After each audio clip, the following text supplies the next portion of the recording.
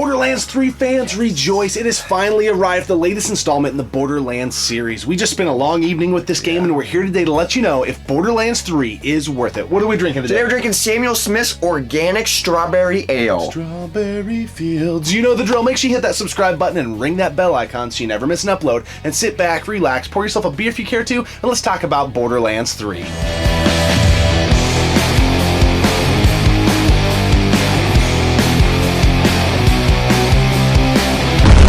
WWE Hall of Famer Hacksaw Jim Duggan, and I want you to check out Gaming Off the Grid, tough guy. Alright, here we are in a co-op gaming lover's dream with Borderlands 3, and we wanted to let you know, after about 6 hours worth of gameplay, is it worth it? What do you think? This game is awesome. I've been waiting so long for the third one. The second one came out in 2012, so it's been about 7 years. I know it's been about 4 since the latest release, but Borderlands 2 is one of my favorite co-op games of all time. So let's just talk about the game itself before we jump into is it worth it. This game was made by 2K Games, and it's a Gearbox game, and it uses the Unreal Engine, so that's really cool. Yeah, which is all common ground if you're familiar with the Borderlands series, Borderlands 2, the prequel, so on and so forth. For those of you who may be unfamiliar with the series, which I would kind of say myself, I fall into that category. It's one of your favorite series, but I have dabbled, but I've never really dove in as hard as we did with this game. It is a first-person shooter, yes, but there are the RPG elements. So those of you who may be into traditional first-person shooters, you may find it kind of frustrating because the enemies are more like bullet sponges, if you will, until you level up your character, your guns, etc. Yeah, and the enemies level up with you. This game is basically a looting and shooting game. I think that's what they call this type of game, and it's like super cool because you basically just bullet hell things, and then you loot the place for weapons, ammo, money, etc. This is a 2-player local co-op game, which is badass for being a modern release because nowadays everything's online and everything sucks. But this game is local, and what's really cool is this game offers 2 different co-op modes. It offers the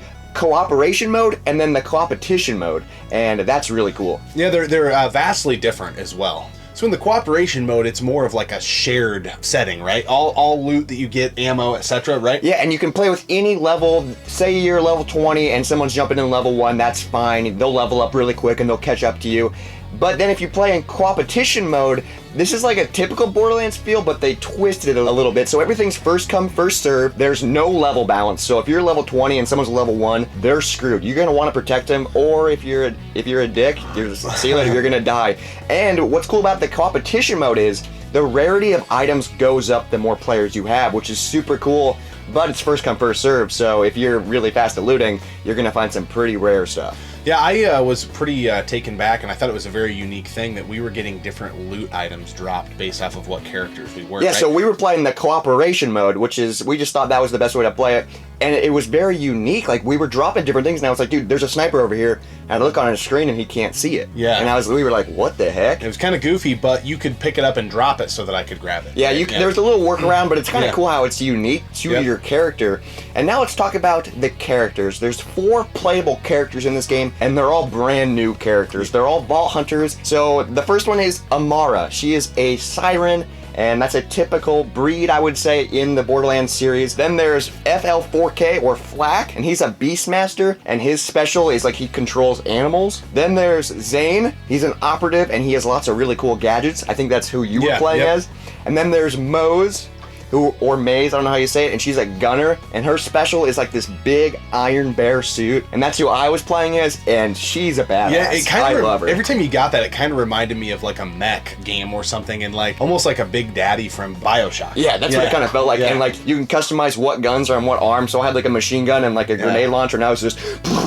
Yeah. It was so badass. It was a good time.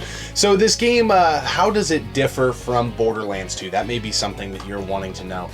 It jumped out to me, and again, I'm not an expert of the series, but the gameplay felt a little faster, maybe a little more frantic. I felt like I was able to really dial in, like running at somebody and doing a melee attack and things like that. It definitely felt more fast, more intense. I noticed that there was more blood and more gore because you were doing a bunch of sniping, and I'd like be in there with my shotgun, and you would just snipe someone, and then just body parts and blood would shoot everywhere, and I was like, Jesus, dude, it's awesome. And there are reoccurring characters in this game, you know, like your typical Marcus, Lilith, Ellie, Claptrap, etc. There are others, but then there's obviously new characters. There's recurring bad guys, and then there's new ones. So that's really cool. Yeah, so you'll feel like right at home if you're, new to the series. Yes, the playable characters are new, but there are those familiar faces. And if you've never played a Borderlands game and you're like, I don't want to jump into it because I don't know the story, I don't think you will be lost. I think you can jump into this. Everything will be new to you, so there might be a couple jokes here and there you won't get, or like references you won't get, but other than that, I think you could just pick this up and go. You don't need to know the story. Yeah, I mean, we've live streamed Borderlands 2 a few times, and I've dabbled in it on PS Vita, but other than that, I don't have much experience with the series, and I felt, after, probably the first 30-40 minutes, like I dialed in, I knew what to do, and I was having a lot of fun. Dialed in the controls. The controls were very similar to Borderlands 2. There was a couple things that were a little bit different. Let's talk about the guns. So this game has an insane amount of guns. I think there's like 300 plus different weapons in this game, which is crazy. And what's really cool is some weapons have different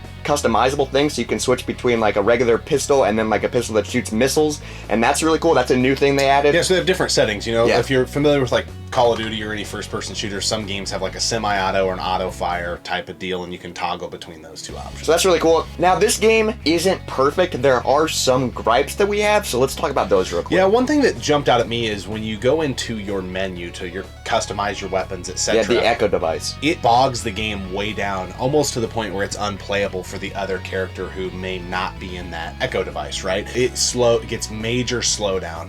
Now, it is worth noting we don't have a PS4 Pro. I don't know if that could have anything to do with it, but it was definitely jarring. Yeah, and I'm surprised that a game at this level would have that sort And we were of just feel. playing two-player split screen. I know one player, a lot of people have played this game, just one player so far, and I bet there's no slowdown at all because, you're by yourself. But, like, say you were to pull up your menu and I'm in the middle of fighting, dude, I was, like, lagging hardcore, and it kind of felt like I was playing online because of the lag, and I was like, this is really weird. Yeah. It kind of pisses me off that they don't have it buffed out yet. I know, like, future updates down the line, they'll probably fix it, and it's like, okay, why can't you just release a game that's complete? I know that's how all modern games are nowadays, and it kind of just drives me nuts. Yeah, we've talked about that before on the channel. It is very frustrating.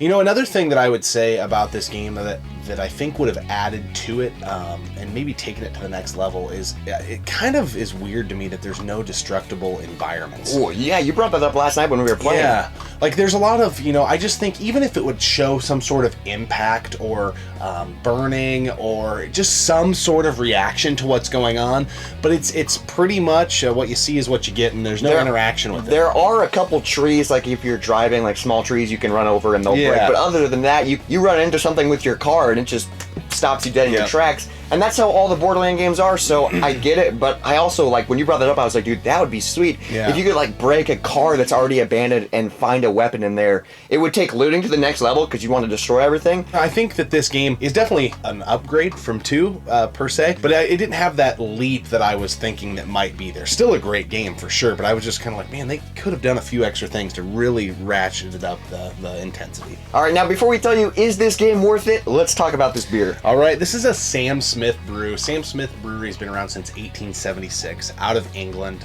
They probably know what they're doing by now. Yeah, they're great. And this, we've done another beer of theirs on the channel before, the oatmeal stout, I believe. Holy smokes, this is a very unique beer. It literally tastes like strawberry jam. This is the organic strawberry ale. The aroma just smells like pure organic strawberry jam. I feel like I'm at like a cabin about to enjoy some really good breakfast from like old Nana that cooked it. And it's like, that the aroma's really good. Man, this tastes like strawberry jam. Yeah. And that's not a bad thing. Like, no. I know most beer fans would be like, why do I want a beer that tastes like strawberry jam? It's not too aggressive. It has a really good strawberry, like, rich flavor. It's a really smooth drinker. Yep. Everything I've had from Samuel Smith is incredible, and this is just another one to add to that. Yeah, list. I want another one, like right after it's this. so It's good. so delicious. This beer, I would say Pride maybe verges more on like the dessert side, but if you see this out and about, and we also have heard that if you get their organic chocolate stout and blend the two to your liking, we don't know the right ratio, but I'm thinking 3/4 the chocolate stout, maybe a fourth of this. We might have to do an episode A on little that. chocolate covered strawberry action, and we've heard a few people tell us that that's really good. So anyways, food for thought there. So Borderlands 3, is it worth it?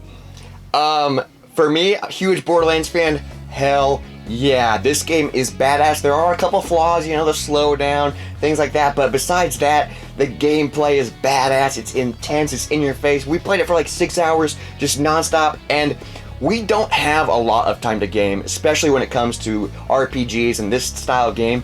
We are going to beat this game. we are going to find time and beat it this year. Like, that's how amazing this game is. Yeah, it's a great game, and if you're a co-op gaming fan, especially couch co-op gaming, it's really good. The is it worth it aspect, I would say day one purchase, unless you are chomping at the bit to play it, I think you could wait. The prices of these games go down very, very fast. That is true. It's not a knock, it's not because it's not a good game. I just think a year from now, you're going to be able to get this game for $20 or less, probably at a bargain bin somewhere. But in a year from now, I'm probably going to beat this game twice. Yeah. So your call, but the game is definitely fantastic. Like you mentioned, there are a few flaws, but it's a very good effort and a great couch co-op experience. So anyways, we always appreciate you tuning in and subscribing to the channel. Remember to jump into one of our live streams, as all September long we are raising money for Children's Cancer Awareness Month, and we are donating all proceeds from merchandise sales and from our live streams to the Children's Cancer Connection. We hope to see you next time right here on Gaming Off the Grid.